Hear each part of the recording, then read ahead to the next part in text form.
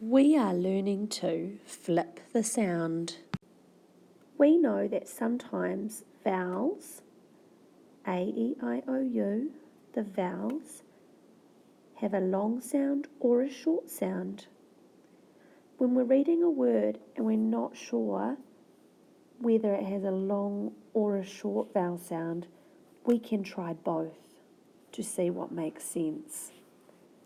Let's have a go with this sentence. Okay, so there are two vowels in here. This is a vowel team, E and A.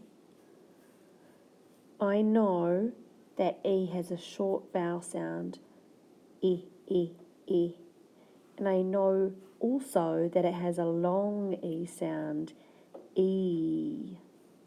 I'm going to try first the short sound, the leaves, the leaves.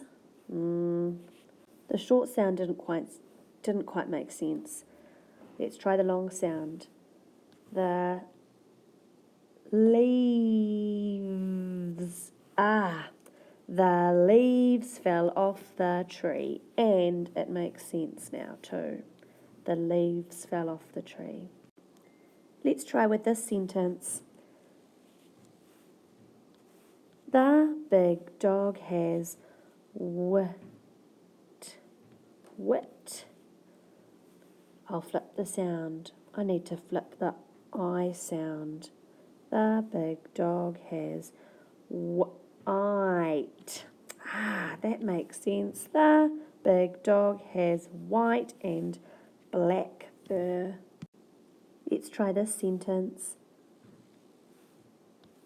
Put the bread in the toaster. Put the bread in the toaster. That has a short E sound.